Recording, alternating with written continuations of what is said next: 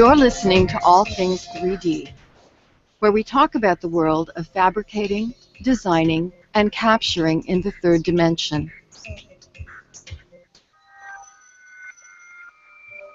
Whoa. It's pretty flashy. Iceman reborn? That's what it appears to say. I don't know. Nova did a story on this. And it was like a mystery because they didn't know how he died. I don't know if you saw the little comic strip there. The illustrated. Once in a while, I get asked to work on spectacular talk, projects. This is one of those projects. I was asked by the DNA Learning Center in Cold Spring Harbor, New York, to create a replica of the mummy of the Iceman. This will be used for educational purposes. It's a fantastic story in that the Iceman is a murder mystery, and we know so much about him, and we're learning so much more by all of the new techniques. And one of those techniques of study is the DNA work that's being done, and the work that they're doing at Cold Spring Harbor helps people have a better understanding of the Iceman, who Otzi was, and where his place is in time. They've taken the CT scan data from the Iceman, then Materialize has segmented it, and we now have a printable 3D file, and today they're lifting the final printed model from the resin, and so we get to see the resin for the first time.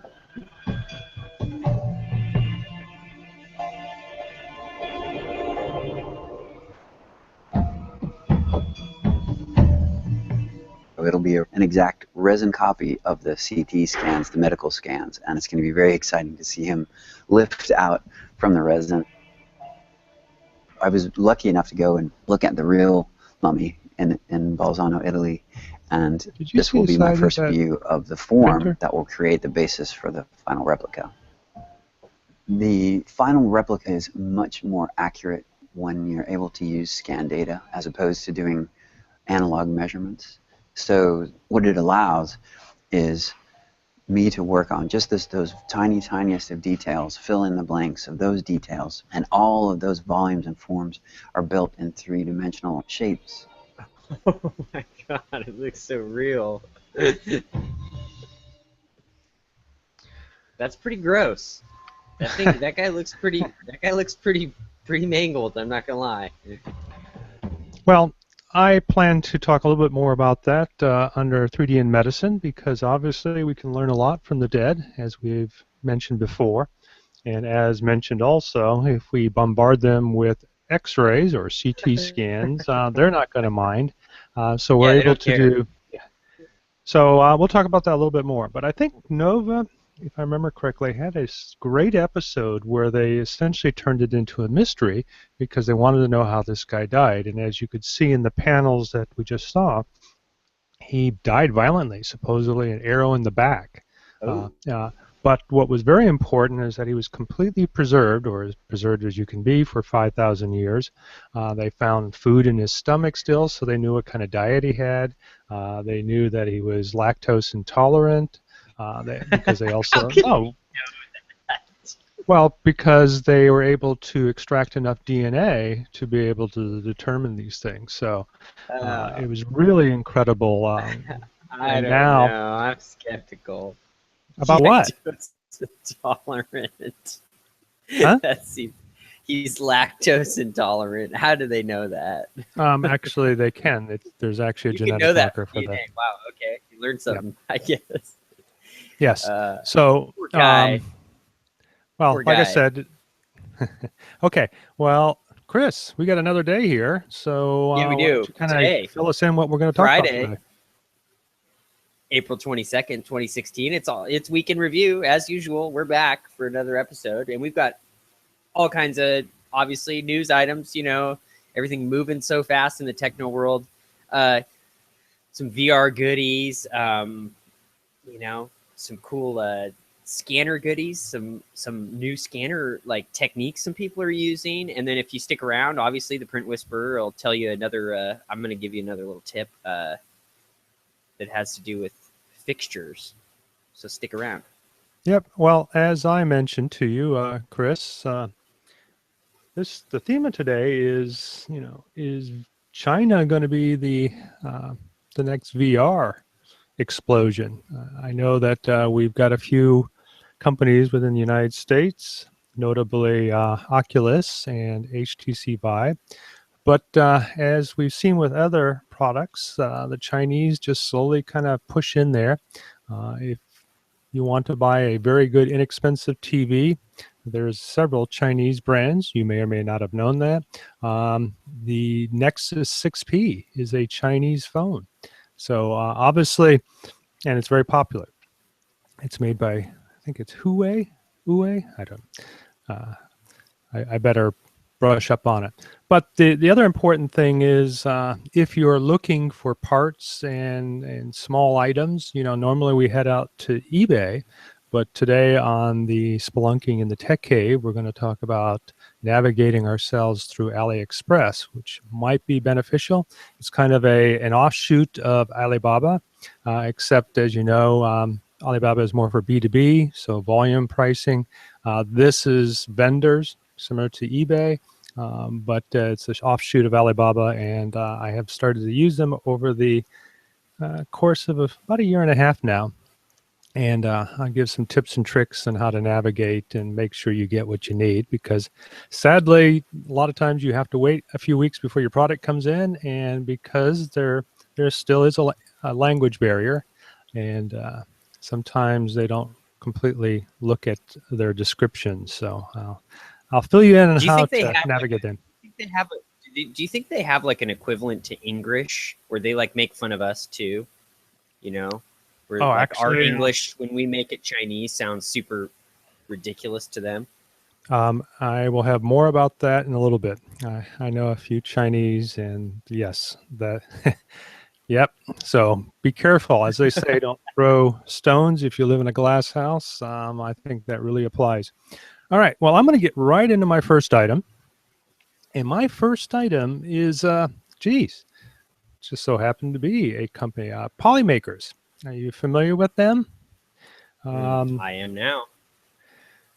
I'm pretty sure Polymaker makes this type of device that I think is extremely cool. And I want to say that these are the same people that make 3D filament, but I think there's an E in there, and the other one does not have an E. So it's Polymaker without the E on the end. And if you remember Polymax and a few others, those are the PLA filaments that I use on a day-to-day basis because, one, they're PLA, two, they have the strength of ABS. So I've been a big fan of that. And however, since this is not the same company, this company with the E on the end, they've come out with a device, and let's go down to some of the images here, that gives you injection molded quality from your 3D parts. Now, that's a bold statement because we all know that a lot of FDM type printers give you results like you have on the left. So to imagine to get something on the right, that would be pretty spectacular. So what they've created, and they've got two different models. They have a smaller model and then a larger one. But essentially, they use a alcohol vapor type process that they talk about the process here. And essentially, this vapor product, or they call it nebulizer, what it does is it literally, I guess, what would you say, kind of melts or causes the outer layer to kind of conform a little bit. I mean, it seems very similar to the technique some people used with what is the material, the liquid acetone, right? With ABS. Sure. So there's this little video here that we can show of the whole process.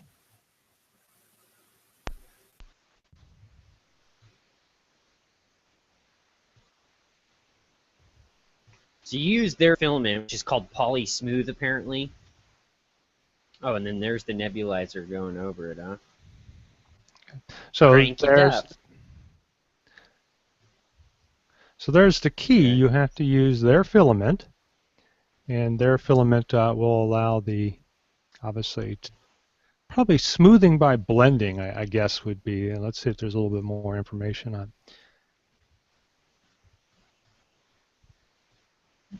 So this is a, was it a Kickstarter? So what do you think? I think that seems pretty cool, but as you indicated, if you are locked into a particular type of filament, that could be an issue. But if you can get this kind of quality, and if they can provide the tensile strength of ABS, I think that could be pretty interesting. So did you get a chance to go out to their Kickstarter? Has it started yet? It's 2 days away, and you can go on their website though, and you can sign up. You can be one of the first in the know. You can get on their email blast list. So yeah, they've got they're almost 3 days away. They're launching it. Looks like 9 a.m. Pacific time on Monday. Very, very cool. So let's see if I can get them on the show to talk about it a little bit more, because obviously I'm very curious, and both you and I, Chris, have given tips in the past on how to smooth out our models, but this seems like kind of a no-brainer that essentially you print it, then you put it in this device, and if you can get that kind of quality, I think that would be worth a couple of $100, but something tells me it's going to be more than a couple of $100. But thought that was pretty cool, and like you said, 2 days, 23 hours, and 28 minutes, Monday. We'll see how much it will be. So look for it next Friday. All right, Chris, what's your item for today? All right, this one, kind of a bogus one, but you know, we covered, let's see, a couple weeks back, we covered the Gizmo 3D, right? Had their Indiegogo campaign, and it's a DLP SLA printer that is real fast, and we touched on it on the show. I don't know if you remember. I do. Yeah, and it was, this one's like that top-down printer, right? So that's why, and they were showing it off at that trade show, and so breaking news, according to 3dprintingindustry.com, that PayPal blocked their Indiegogo, their funding. They reserved 15% of the Indiegogo funds, and they're saying for 6 months from tomorrow onwards. And they reached out, and, you know, so basically, like, PayPal's just holding on to the money for no real reason, because they said your sales increased recently. That's what they said. So here's another reason never to use PayPal if you run a business. I would never use PayPal accepting money in my business. I'm not a big fan. No, and I think you actually, if you remember, back when eBay and PayPal were tied together, I ran into some similar problems in selling items on eBay, and then it would be held, and I asked, why does it need to be held? I've already shipped it to them. They have their money. Why are you continuing? And I really had to fight to get the money back, because they seem to hold, as you said, without, I would say without policy. They have it, but it seems to be very vague. And here it appears that they made a large sum of money, and maybe there's some concerns, rightfully so, that people have been using PayPal to scam people. And so I agree with you. Go ahead. They raised like $135,000 on and they're claiming that they're going to hold on to $80,000 now for 180 days. So basically the Indiegogo campaign is like at a standstill. So Indiegogo, I think, needs to listen to this, or at least ensure their users. I like this little cartoon. If the users that are just listening, it says, there's a little cartoon, and there's like the guy from PayPal. He says, "I'm sorry, but our skilled professionals using a highly scientific algorithm have determined your account must be frozen." And then it shows behind the wall. The account review department is a bunch of monkeys with blindfolds throwing darts at different reasons, like doesn't floss, drives a yellow car, things like that. And it's like, This is what it seems like it is. So again, this is another reason why I think crowdfunding is going to start going more decentralized, and we're going to see Bitcoin really start shaking things up in the crowdfunding arena pretty soon here. Is because of reasons like this. Is if you don't have, and things like Ethereum, you know, I don't know if you know about Ethereum, but Ethereum is basically a decentralized platform for initiating and executing contracts, legal documents, and that kind of thing. Yeah, and yeah, and it could be really promising for something like this because, you know, the manufacturer could execute a part of the contract, so the money actually never makes it to the end, the person that's fulfilling, you know, the putting up the campaign until the campaign has actually been fulfilled. So they don't actually see any money until the users have gotten the goods. So I think crowdfunding's gonna get shaken up because of reasons like this. I mean, I keep seeing you know, a lot of things like this. This is not the first time I've seen this. Well, let me tell you about my other experience. If you remember, I did an Indiegogo. Actually, it's, can I say sponsored, split off, but they have a crowdfunding source for donations. I don't remember what it's called now, probably blocking it from my mind, but I use that to solicit donations for that VR in hospitals. Remember, I sent out a bunch of little VR devices to a bunch of hospitals over the holidays, and they held my money as well before releasing it. And this particular company PayPal didn't go through. Indiegogo did. Indiegogo, or this branch, and the branch, yeah, it was kind of, well, to say the least, it was a little irritating because it was a few weeks before I actually received the monies, and was not very happy with that. So keep that in mind. If you are looking for your money, remember there is a percentage that they take, and you are at the mercy of them to release the funds. And it may not be when you expect to have them. And if you don't get your funds, especially what I couldn't understand is if you're putting together a donation fund, I guess it's probably for a reason. Let's see, you wrote something, Chris. To James. Oh, okay. Sorry. All right, well, on that note, I think we should move on to my next item, which I think is kind of cool. Architectural Digest. Now, what's interesting is that they posted this on April 21st, and I have a feed that gets a lot of 3D news. But back in June of 2015, there was a,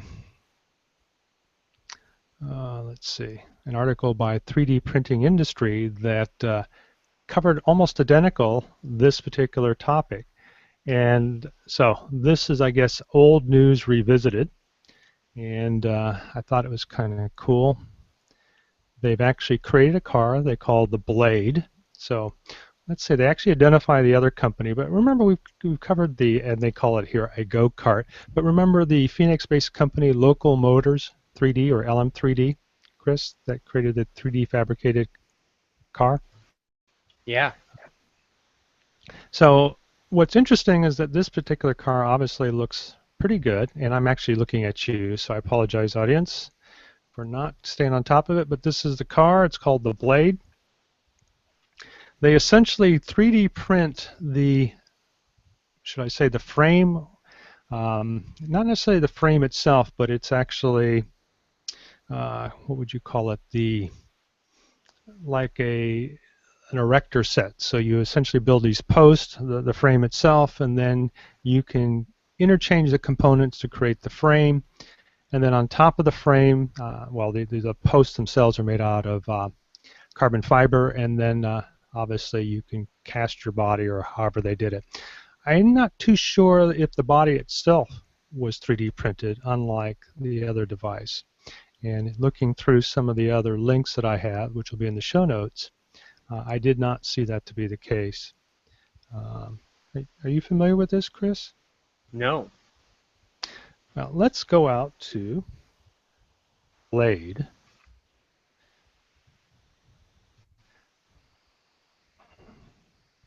And here we go. Here's the 3D print article, which I think did a much better job back in June.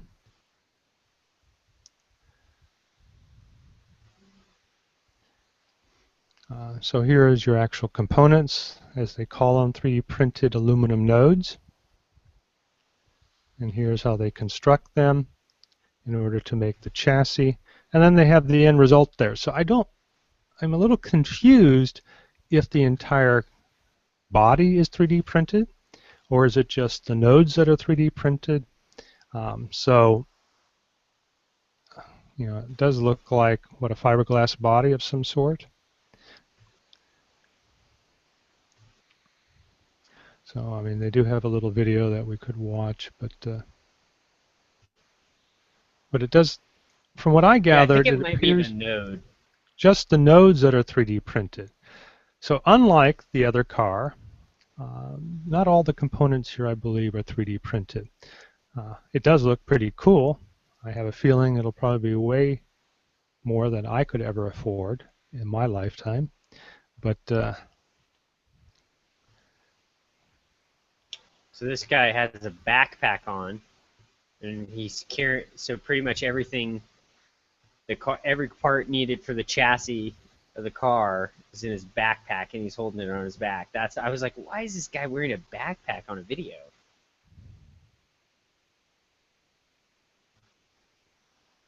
£61 is all the chassis weighs. I have a feeling this thing doesn't have a 5-star safety rating. well, that's interesting. That was a comment that was made had it actually been tested for safety. They said that this thing is capable of going 0 to 60 in less than 2 seconds. And part of that reason is because this car is extremely lightweight and about half the price of half the weight of a Bugatti. But to say that it was 3D fabricated, I think, is a little misleading. Those are essentially carbon fiber rails. Well, they're using 3D fabrication. Yeah, I don't know. Well, I mean, unlike the other vehicle they compare it to, which was completely 3D fabricated, or most of the components. I think the steering wheel wasn't, but so I'm not saying that you couldn't 3D fabricate the shell, but I think it's a little bit far-fetched. Oh well. So let's get back to the show. Obviously, it is very interesting. I personally will never be able to afford this thing, but if you are somebody who can, they plan to deliver these in 2017. And then you can say you have a 3D printed vehicle, sort of. Oh well. On to your next item, Chris. Okay, cool. Thanks, Mike. This one's Kickstarter. This is TRINUS, the affordable all-metal 3D printer. Another printer goes up on Kickstarter. This one's TRINUS. They've got a really nice video, and I think even if you are not into Kickstarter backing projects, or even not really in the market to print or to buy another printer or back a Kickstarter, I think it's good to go watch videos on Kickstarter because you can see kind of like some successes and failures. This one happens to be a success. They've already raised $683,000, over $683,000 of their $50,000 goal, and they have almost 2,000 backers. Their video is absolutely one of the best production-wise as far as like salesmanship in the video and kind of explaining what the printer is and you know, some of the things about it, some of the strong suits of their printer. So it's basically a $300 printer. It's all metal, and they're buying, but it also has a little nifty feature where you can swap the head for a 500 milliwatt laser, small laser, but you can do laser engraving and 3D printing on the same machine. It's got a small build envelope, but hey, it's a good way to start. And if you're looking for a starter printer, it's all metal, and I think they're planning on delivering in August of 2016 is when they're planning on delivering them, and it's pretty standard off-the-shelf components for the most part, so I don't think they'll have that much trouble delivering it. So if you're looking for a low-cost printer, go check out Kickstarter and type in TRINUS, TRINUS 3D, or go to trinus3d.com. Huh. Did I see an enclosure around it at the end there? It looks like they have one that they're designing, and that they should be. They're going to be there. There's one of their models. You can select that as an option, and then they also have the heated bed platform that you can add on. But here's the kit. Pretty simple. Even more simple, I think, than and they're partnered with some big companies, so Flextronics, Polymaker, and Penowin. So Polymaker, obviously, we just talked about. And they've got a good timeline on their website. It looks like a pretty solid solid gamble. We'll call it a gamble. Yeah, well, we know about gambles. I'm not doing too well. So did you have a price on that? Did I miss that completely? $299. That's not bad. Not at all. $300, you can get yourself a printer. Pretty cool. Okay, well, that is our 3D in technology and 3D in design, but it appears that we have somebody who hasn't been on for a while, and that's my son James. James, hello there. Obviously, you've come on for a reason. You've got something to cover. I think you sent us a little link to something earlier, and I think it would help to bring them up in the 3D in engineering. So if you've got some links for us, go ahead and let us know what's going on. Sure. This is the first time I'm on this headset, so let me know if you guys are hearing anything. Okay, let me go ahead and get to my article. Go ahead and talk up a little bit, but other than that, okay. Yeah, I could hear you breathing. I see. Okay. All right, I wanted to show this guy. Well, so it's kind of got the, well, sorry guys, I'm hearing background noise on my end. Let's see if I can bring him up on here. There we go. Hey, there's me. Yeah. Here, I'll bring you. Okay, there. Okay. There we go. Well, nope, he's back to you again. Let's see if I get too much echo. That's what I'm hearing right now. Hold on. Yeah. Well, what I normally do is pull off one of your... you guys hear me okay? We can hear you great. Okay. I turned off my speakers. I don't hear you guys. Hold on. Yeah, okay. One of the problems is I think you're getting... the kind of spider that Siemens has created. It builds structures in 3D. This is kind of an interest to me because I'm doing kind of the same thing. So I'll kind of bring it back to you guys until I fix my speakers, but so maybe we can talk about it. Okay, so you sent me a link, right? So I should be able to bring it up on my end. Yeah. Yeah, and, right. Well, go ahead. And we've talked about this. We've talked about this a little bit because there was actually, I think, was it a TED Talk? There was a TED Talk that was really interesting that was talking about, oh no, it was at SolidWorks World. SolidWorks World this year. I just watched some of the videos from the webcast. I didn't actually attend. But at SolidWorks World, there's a really interesting talk that's kind of along the same lines where they have a printer that actually can hop up whatever structure it's building but know where it is at any time. So it's actually, the machine itself doesn't have to be huge. The machine can be small, but just able to crawl around, and as long as it has a reference to where it is, then it can keep building and build accurately. So they're starting at MIT. They've been building these machines, and that's where machine learning comes in. Obviously, is they can build these scaffolds. So they start on the bottom rung, and the machine can crawl around and actually continually build the scaffolding up. So it's a really cool.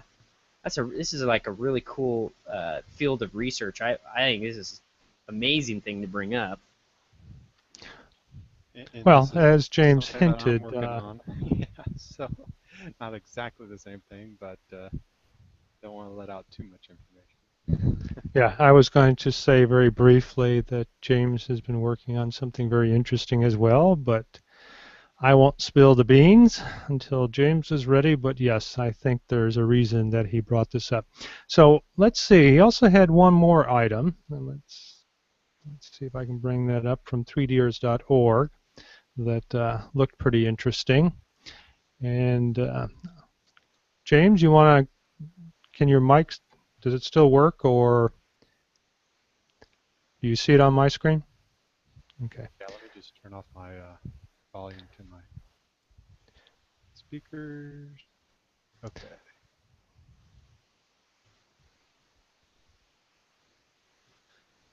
Yeah, just go ahead and use my screen. All You right. don't need So to use this yours. is a 3D printed city.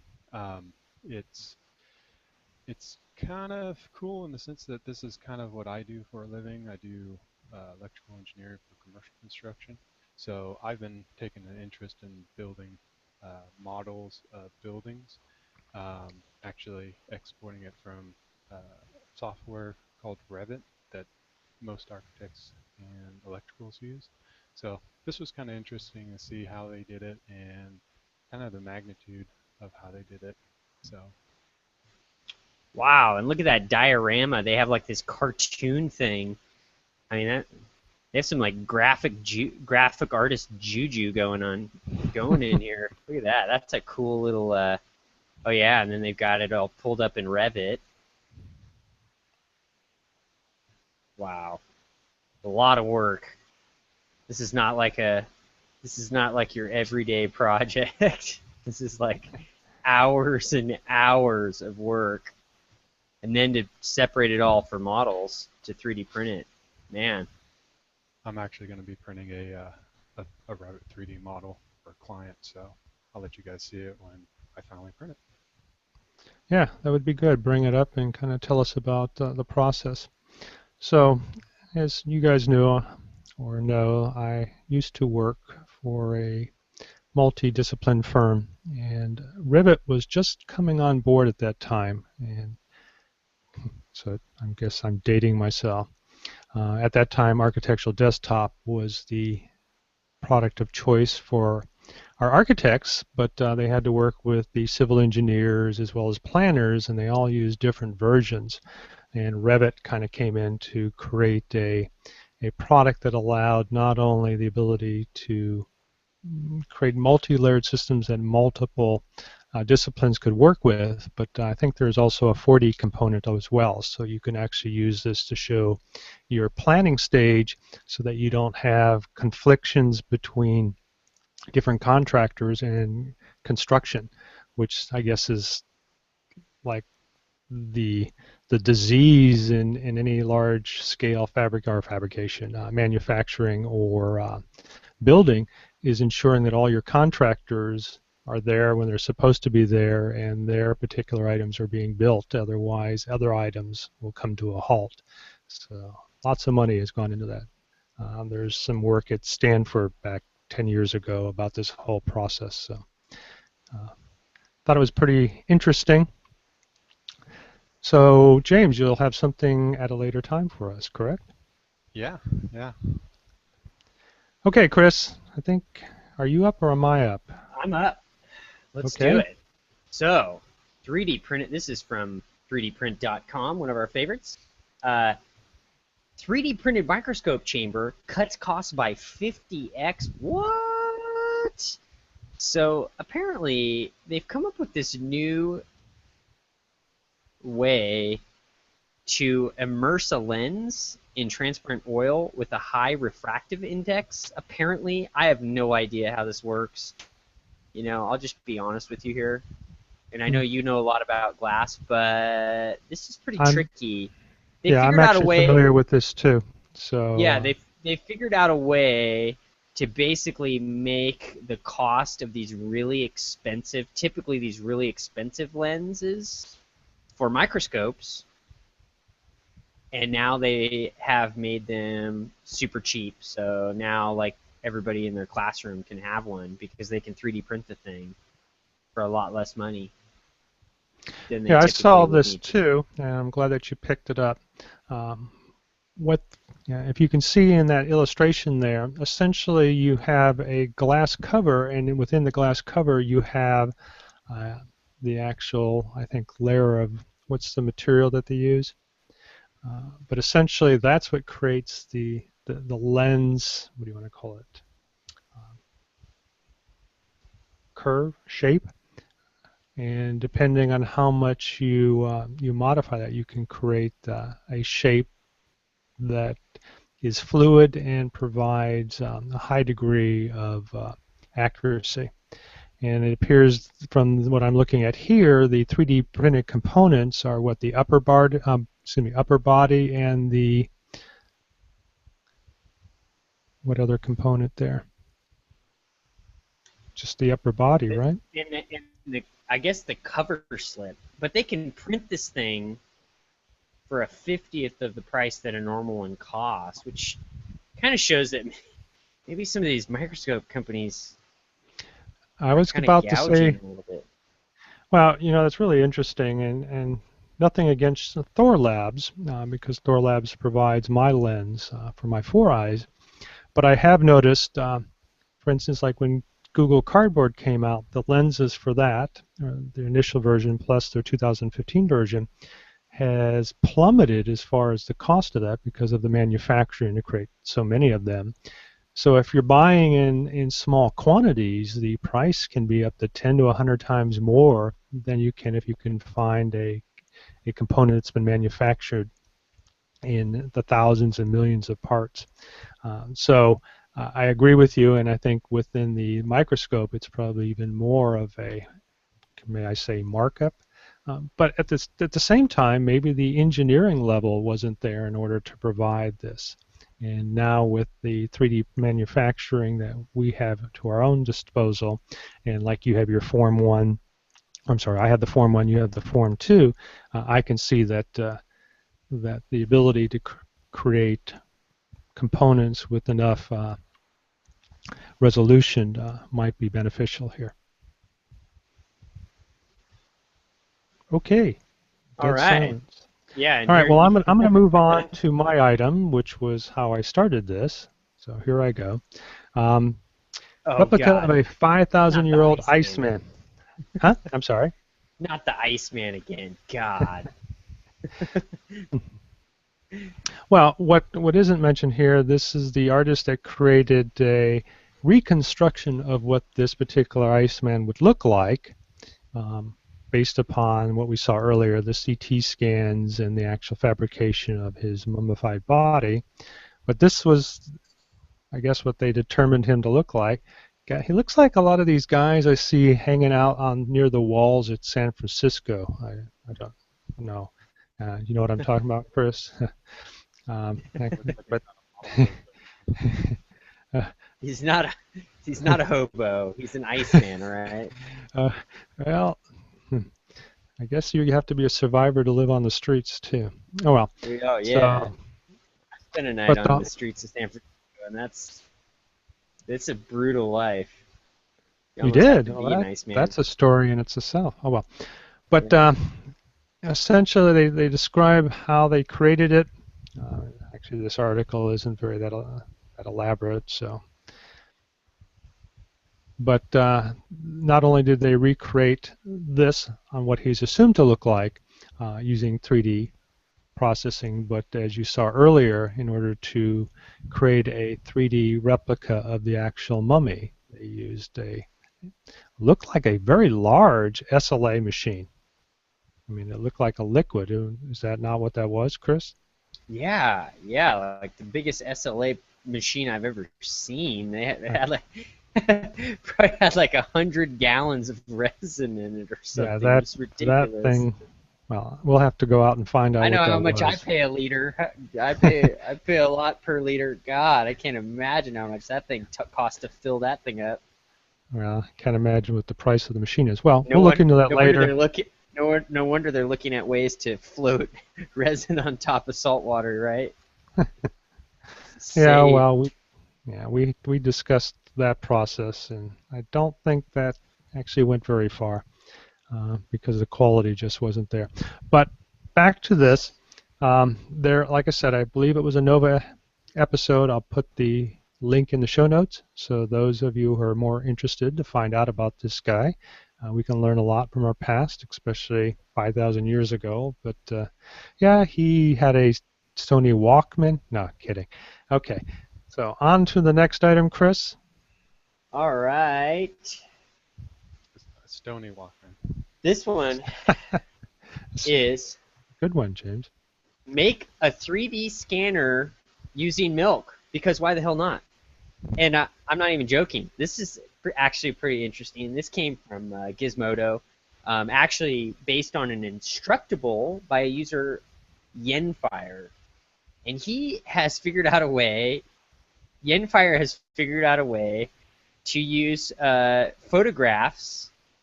Basically, there's a tank that he puts his object in, 2 plastic tubs, and then milk, because it's opaque and has relatively little glare. It's great to it's good to photograph and cover up whatever you're doing.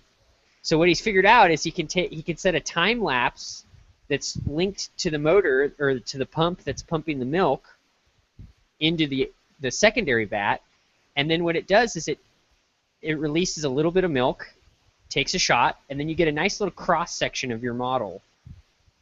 So for about $15, he made a milk, and then he's even put his Python script online that converts the time-lapse footage into a 3D scan, which then can be cleaned up in Mesh Lab, and it only costs about $15. And so, and there's obviously some little things that it won't do, like obviously things that dissolve in milk. You mean I can't use my cereal? Damn. Yeah, but a milk-based 3D scanner. It's also on Hackaday. Pretty fun. I thought it was worth mentioning. Okay. So, all right, I'm trying to get my head around this. Here's So- the bin You've right got here, all the right? little parts that you're trying to maybe, like in a manufacturing world, trying to verify if you've got certain sizes, which one's which. You may dunk it into here, especially after getting 3D printed with all the powder. Maybe this could have something, in real world applications. Well, I mean, I guess the most important thing is I don't think it costs that much. Mhm. But, well, I'll have to go back and look at that. So, essentially, is there a camera involved in this? Yeah. So he sets up any low-cost camera, he says. All right, so he's just taking snapshots of each layer and then recompiling all the layers together. Exactly. It's taking a You know, it would be cross-section of the model. yeah. You know, it'd also be kind of interesting if you measured the actual volume displaced layer by layer. That could be interesting, and without even using a camera, which is what I thought originally. But to your point, James, yes, there is a great deal of work being done in that area for what they call CV or computer vision, which you're probably aware of, for parts inspection and to analyze components after the fact. Building inspections now, we've had a couple of shows where we've talked about scanners, handheld scanners that go in and they actually scan on the spot and determine things. Back when I was with the multidiscipline firm, the surveying department would go out with a LiDAR system and scan areas and then bring them back, create a cloud mesh and then, or actually a cloud point and then convert it to a mesh so that that could be used to look for structural damage. As you know, Chris, in Paso Robles, a couple of people lost their life because of an earthquake not too long ago. So they've used this technique to determine some of the buildings in our local area are up to snuff or need to be improved, and this was one of the techniques.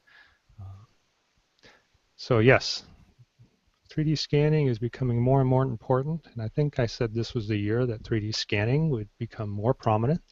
So I will jump to my screen for another little product, and this comes all the way from Russia, and I actually have a little video to show, so I'll go ahead and do that.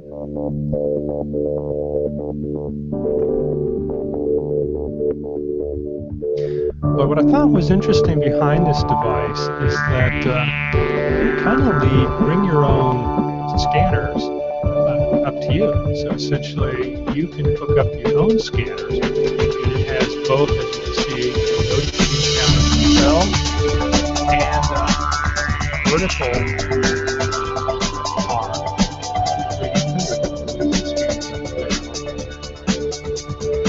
I'm sorry?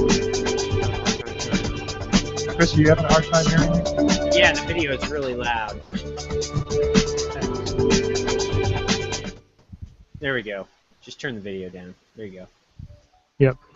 Yeah, I didn't hear any sound. Thank you, guys.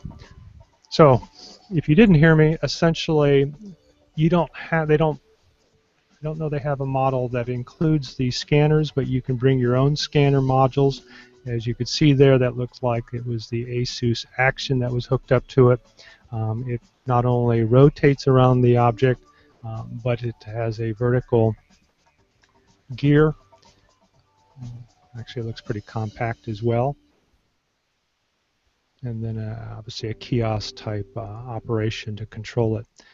So I'll need to get our great friend Fredini in to take a look at that. If you remember, he had his own little scanning turntable. He might be interested in this. And then you just hook up your own little 3D scanners to it, and one of the things they identify in the article here, since we're looking at black screen now, is the two scanner heads, platform, and then, as they mentioned, you can include your own 3D scanning unit.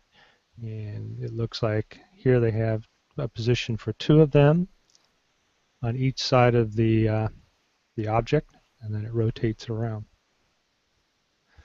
So I don't know, they didn't have a price in here, but obviously this is meant for the market where you can set this up in a, I'm sorry?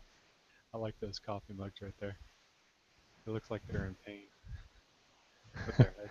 I'm like, oh, I don't drink out of my head. Wow. What a cool little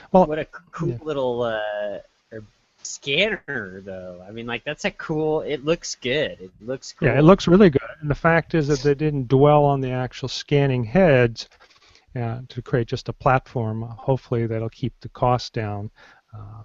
But I had thought of doing something similar to this, and if you remember, I had a single vertical pull and then a rotating bed, but this looks like a well-polished system if I were still doing 3D scanning in that method. So pretty cool. We'll come back and see where they're actually going. Seed starts Moscow startup competition. So, oh well, let's move on to the next item, Chris. Okay, and Palmer Luckey, innovator, made the Time 100 influential people. Not like it really has that much, you know, doesn't mean that much anymore, but the Palmer Luckey. Well, you know what it was? It was those great images they took of him that do you remember that they created the memes from? That's the only reason he made the 100. No, kidding. No, so Palmer makes the 100 most influential people list on Time magazine, and there's a nice write-up by Ridley Scott. Head on over to time.com for some more propaganda. I mean, to read about the 100 most influential people. And Ridley Scott writes a really nice article about him, mentioning how they've been working on this Martian VR experience, and that they had, you know, that basically Palmer really knows his stuff. He kind of has taken it from, as he says, the needle for VR has moved from impractical to endlessly possible. So, and that's because of Palmer's entrepreneurial and innovative nature, he says. So, they've Well, been working on, hopefully yeah, I'll be able to interview him next Friday, which we'll talk about a little bit later. that'd be But great. well, from what I've seen, some of the videos and he actually jumps in the Reddit back in the early days. You know, here you got a guy who's worth billions now who just jumps into Reddit like anybody else in the VR world. Seems like a really cool guy. Seems approachable. And it would be kind of fun to maybe talk to him. So we'll see, and I'll talk about that a little bit later on why that may be possible on my end. So pretty cool. Well, it appears like we are, and you know what? We're doing all this, and we're not going from one section to the other, but if you remember, we have our little banners to show, and James should remember this. But VR Corner in a Round Room is the section we're in now, and I'm going to devote some time to a product. Let's see, are we there yet? For you. Sure. Section whenever you're done. Okay, well, let me, yeah, so I guess I'm ready to jump right into it and kind of give a review. I love this carrot. Some people have laughed about this, but this guy looks very exuberant. So one of the things is this product is called BoBoVR. Now, to us, that sounds like a clown or a little cartoon character, but in reality, in Chinese, from what I could translate it, it means to be thriving, vigorous, and exuberant. That kind of is what he's displaying, isn't it? Kind of vibrant. Yes, he's vibrant. So this is their new BoBoVR. They've actually done several of them, and as mentioned, I feel that the Chinese are coming out with some pretty spectacular units. Now, I remember the early days of Amazon.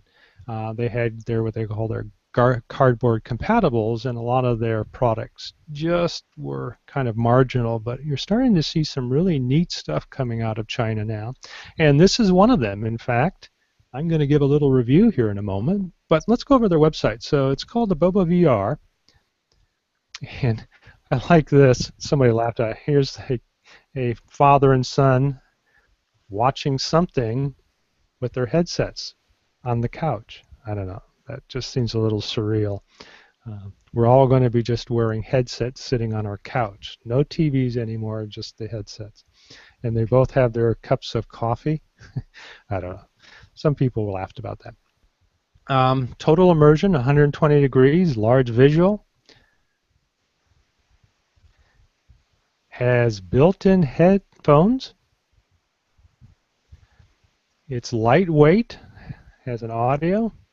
So I thought, wow, this unit seems like a great unit, right? Right? Yes? Looks cool. Yeah. Looks like something out of Star Wars that the Imperial Guard would use. Not the Imperial Guard, the Stormtroopers. This is what the I can't even talk. The Stormtroopers would use when they go into their recreation mode. So obviously, a lot of work went into this. It's about $50 depending on where you get it, and we're going to talk about that in the Spelunking in the Tech Cave of where I found this one. But it seems to be a well-designed product. So I ordered one. And here it is. No way. It already came. I know. I was just thinking about it, and it's here already. So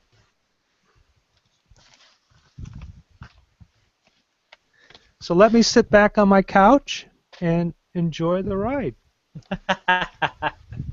But no, clearly, like a lot of plastic products, it's plastic. So let's compare it to the other source out there, which is the Gear VR. I found that the Gear VR, which I have as well, has about the same fit and polish, I guess we'll use that word, However, the Gear VR is specifically for Samsung phones.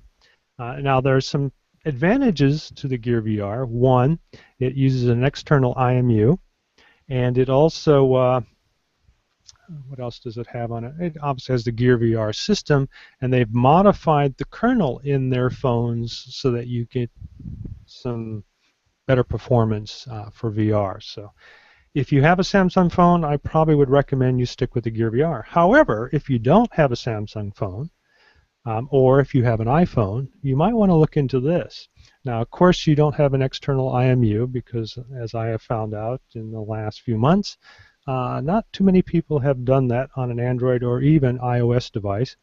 And so you don't have that built in, but I did think some of the cool features are how easily, let me bring it up, the phone goes into it. And I have the iPhone 6s Plus here. But I found, even though it appears like it was matched for the iPhone 6s Plus, the iPhone 6s Plus has the headphone jack on the right-hand side. The two Android phones that I have, actually 3 of them, all had the headset jack on the top of the phone, which makes sense to me because I use a little holster for it, because I'm one of those geeky guys that don't really care what I look like. And I run my headphones when I'm on walk, so it makes sense. On an iPhone, you have to put it upside down. So one of the things, as I was mentioning, is cool about this product is that it has the built-in headset. So there's this little earphone jack here. Now it's the standard, what do they call it, 3-ring 1/8" jack, and one of those rings is used to provide control information, and that's why you can have a volume control down here. So it controls the volume, and it works on both Android and iPhone. So on my Android devices, like my Note 4, it fits perfectly. The sad thing is, if you put an iPhone in its traditional landscape mode, which means the camera is off in the left-hand corner, there is no headphone jack, and this is all the further this particular cable goes, so you can't get it over there. So I got a little 6-inch extension, but I found that this is actually too short, so I'll have to get something a little bit longer, but I think they should have made this a little bit longer. I don't know, maybe they saved a few pennies, but to me, in order to use an iPhone, you have to use it upside down, which some apps work, but some apps do not work. So keep that in mind and get yourself a little extension for that. But other than that, everything else on this thing is great, and I think it is the best $50 you can spend in the VR world. It fits very comfortably. The foam is pretty secure. It's a very isolating experience. The other important thing, and as you know, I did a lot of studies on optics. They use I think it's NEMA, but it's a certain type of material that creates extremely good optics, very similar to glass, and they're also like 41 millimeters, which are fairly large, which allows them to say that they get 120. It has both IPD adjustment, which is up on top. See how it adjusts there? Can you see that? Yeah. And then it also has focus adjustment. So pretty much everything that you need in order to create a quality experience for you is built into this. This is something that I've noticed in Reddit as well as other areas. People are very interested in finding more information about. As you know, I have covered many lower cost VR headsets, and I highly recommend this. So if you're interested in getting something else, maybe for the kids or for yourself, this might be something to look at, especially if you've got an iPhone. And hopefully Google at Google I/O, I think is the first week of May, will make some announcements where they will actually allow other external IMUs, which is the unit that allows you to rotate your head so you can have better performance, and other kernel changes so that all phones can have the same benefits of Gear VR, and then you'll be all set up for that. So I thought this is pretty cool, so I get a big thumbs up on this one. And let's see, I guess, do you have something in the VR? You already covered yours, so I'm going to go right into the spelunking in the Tech Cave and bring up AliExpress.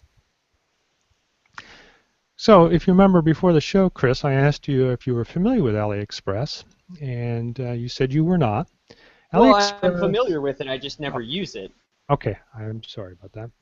So Alibaba created I guess what you would call it, a spin-off that is kind of similar to eBay, but it obviously originates in China. So many of the vendors here are from China, and they offer basically a lot of the components that you would find on eBay. But it seems like it's a spin-off of a lot of the different sources from Alibaba. So if you don't need business-to-business use and large volumes, you might want to look into AliExpress. So I'm going to go directly into a manufacturer that I work with on a day-to-day basis, and that is this company called Virtual Reality Parts. And they pretty much carry all the components you would need to create your own Oculus clone. They have several different LCD panels. They have several lens systems. But more importantly, and I'm going to give a big shout out to Amy, who I guess is I'd say more than just a salesperson. She's the point of contact through this particular store, and that is extremely important that you spend some time to ask questions before ordering. A lot of times they pull their descriptions from the actual manufacturing site, and it may not really apply to you. For instance, in the case of this particular board here, you need to make sure that you look through all the settings and make sure you ask questions that they may not have here before buying anything. As you're aware of, many things from eBay now are sold through China, and it can take anywhere between 2 to 5 weeks before you can get something. So, I mean, that is one of the disadvantages of AliExpress.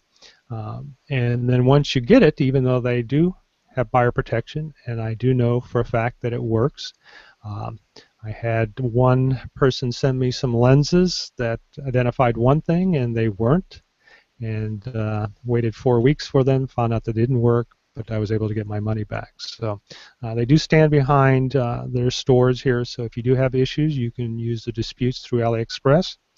But again, make sure you get to know the vendor themselves. And as I said, Amy's the one that hangs out here at Virtual Reality Parts. So if you're interested in creating your own, they have pretty much everything that you need. And more importantly for me, myself, I have ventured out of just the store, and she obviously has leads and contacts with many of the virtual reality manufacturers, including panels.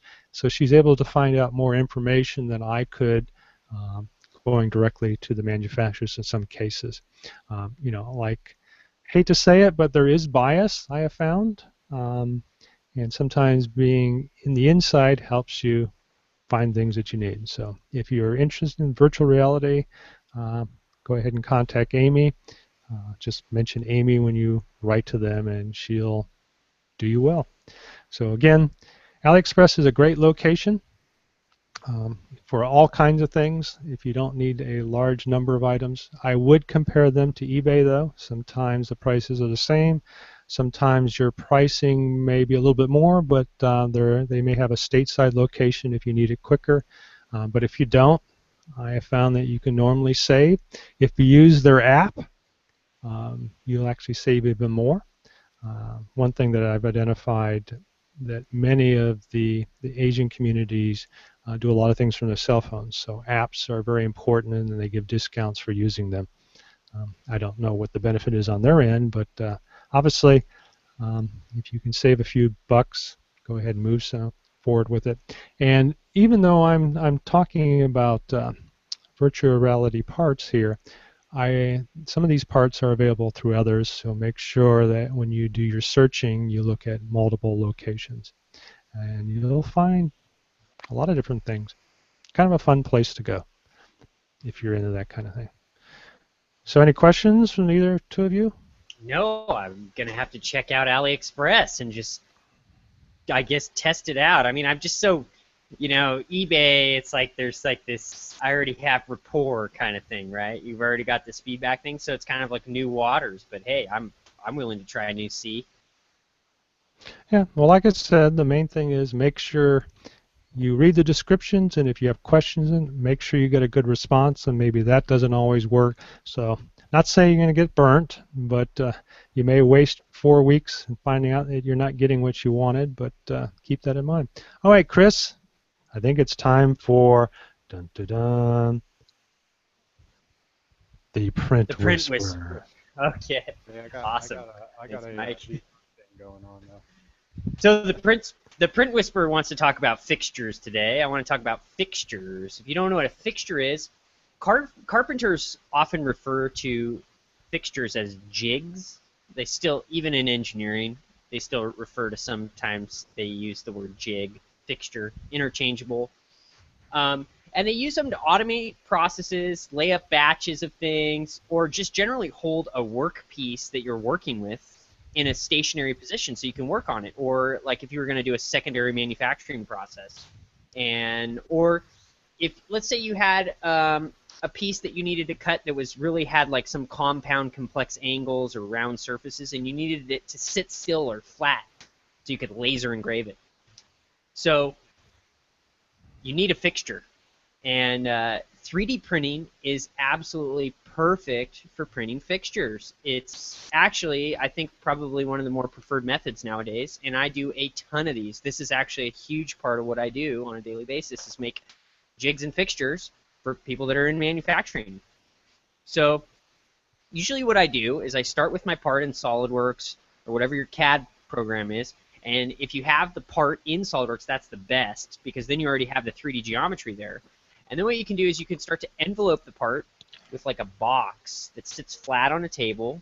So you identify your normal to whatever you want to be the flat surface facing upward or wherever you're going to work, and you basically generate a box that only goes up, it only needs to usually go up about a couple inches off of whatever table you're going to set the piece on, and then you generate a box in SolidWorks, but make sure it's a separate body or whatever your CAD program of choice is as a separate body. And then what you do is you can subtract your original geometry from that piece, and then you're left with basically an empty cavity of whatever it is. So like in this case, I laser engrave these little aluminum pieces that I make, or that we make for one of my clients.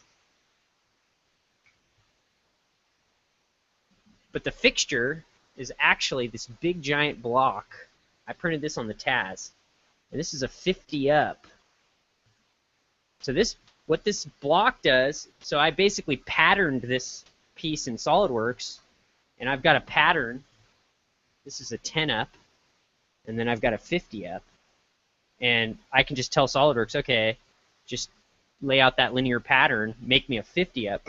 So what happens is I can lay this in a laser and know exactly where each one of these is in the laser, and the laser can figure out how to accurately engrave all these pieces, and it holds all these pieces, these 50 up, in exactly the same place every time, and makes this job even possible, because there would be no real, if I didn't have some sort of fixture, there would be no way to even engrave these pieces, because they don't stand up on their own, and let alone getting them to stand up, in a uniform way. I'd have to engrave one at a time if I didn't have a fixture.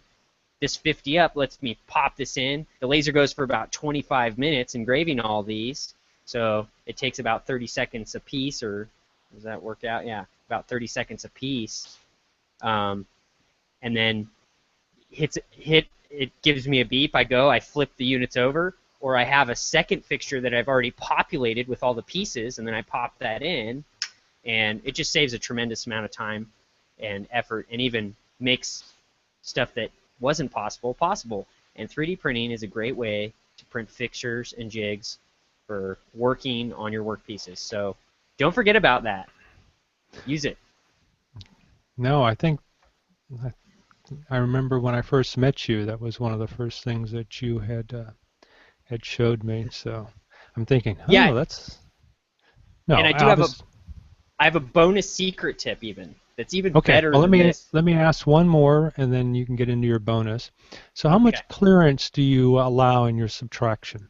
I mean, So obviously, usually, if it's going to be something that I'm going to cut on the or engrave on the laser, and I really want it to be super accurate, that's why I really like to have. I usually like about a 0.1 millimeter. That's usually a pretty good clearance, or on a all sides. 0.15 millimeter if you want it to be a little more loose on all sides. And then, or if you have some organic geometry, what you can actually do is in some of the CAD packages like SolidWorks, when you do the subtract method, you can actually have it grow or shell out. I usually do 102%, so a 2% growth, so that the fixture is 2% larger, then, and so the model will just kind of sink in. That's usually for organic shape geometry. If there's multiple points on a contour, it'll kind of settle in there at the same point every time. It might not be perfectly flat, so you're gonna just experiment around with it. That's why what I generally do is I'll print like a small, like something small, right? I'll even do like a one, just to check the fit. Oh, that's too tight. I need to widen it up a little bit, that gap. And then, that's why linear patterns come in, linear or even radial patterns come in really, circular patterns come in really handy with all this kind of stuff. So, yeah, I like about a 0.1 millimeter or a 0.15 millimeter clearance. Usually works for aluminum work pieces and plastic pieces, that kind of thing. So, but that kind of gets into my next bonus secret tip, which is Ninja Flex. Oh, I love that stuff. Ninja Flex is amazing for printing fixtures because it's got a little bit of give, right? So you can pop it on and off of the models a little bit easier, because like hard plastic, like this is made out of hard plastic, and I populate 50 of these. They're like, you're kind of like snapping them in there, and it doesn't really have any give, and you might break the fixture. Well, I've started printing a lot of these fixtures out of Ninja Flex now, and it has give, so you can pop it in, and it holds it, like grips it, because it's like rubber, but then to get it off, you just kind of pop it off, and you don't have to worry about breaking it or anything like that. So I'm starting to really love Ninja Flex for fixtures, if I can fit it on my Little Spot Mini. So that's another little trick. Well, as you know, I come to you exclusively for all of my Ninja Flex, and I can't show it on air, but afterwards when we go off, I'll show you how they came out. Yeah, if you need some Ninja Flex printing, come to the man. Come to the Print Whisperer, because he has refined the process, and yeah. In fact, I also do a lot of printing through Shapeways. They have an elastic material. It sucks, just FYI. Ninja Flex is much better under a skilled hand like the Print Whisperer. All right, on to that note, let's move on to the calendar item. James, did you have something to mention? Yeah. From the VR corner, I wanted to see what you thought about VR headsets getting into cars eventually.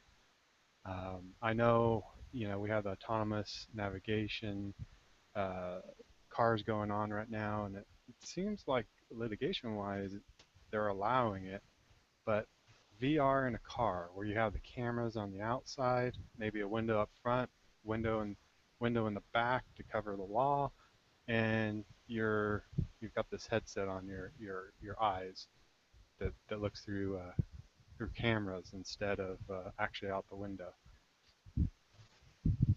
What do I think of that? Actually, I think I've read something about that, and I don't even know if this is a working model, but there has been conversation, will people be using VR once we have autonomous vehicles? But I think that's about the extent of that.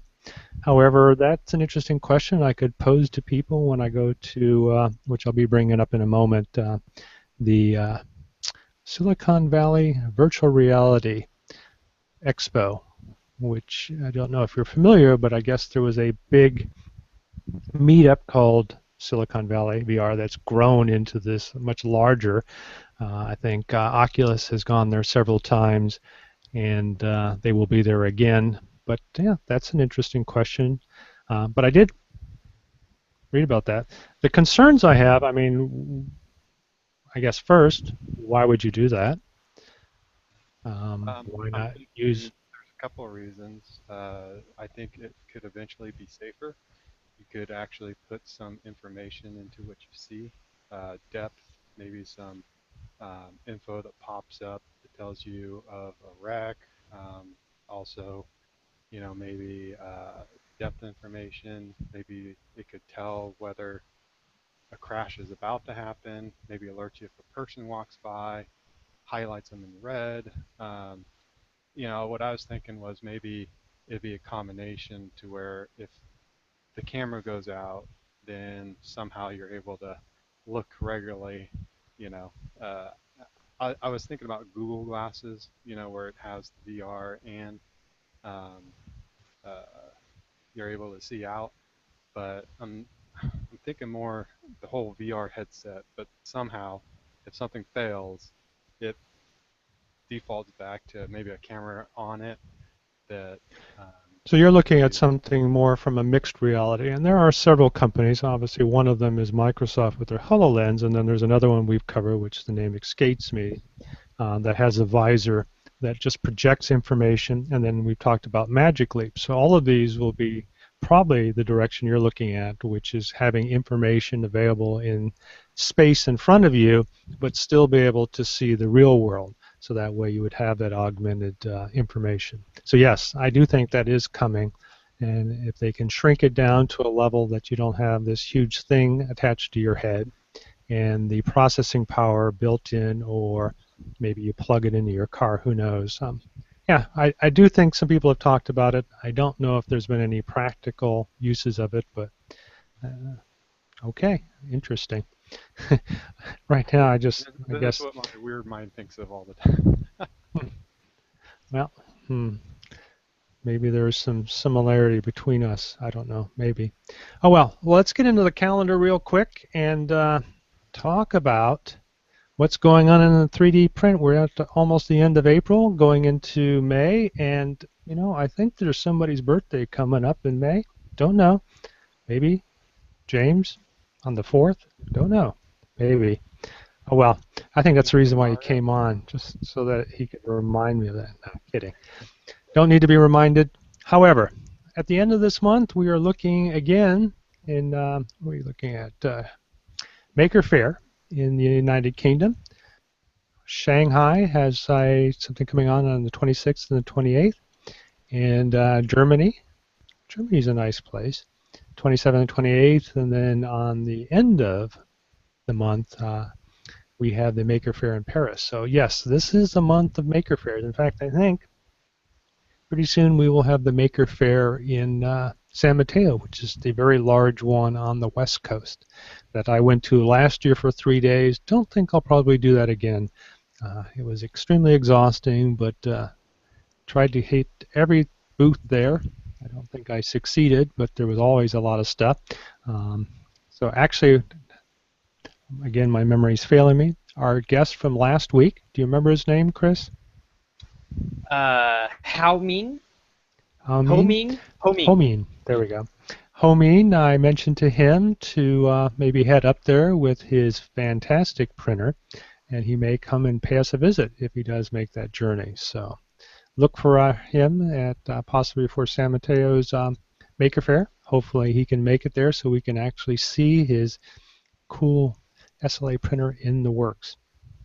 All right, in the VR world, as I mentioned already, I still have to look at what this Casino VR is, but besides that, on the 27th, meaning next Tuesday, starts the SVBR, or the Silicon Valley Virtual Reality Conference and Expo, and also seems to correspond with the Samsung Developer Conference. I don't think they're in the same location.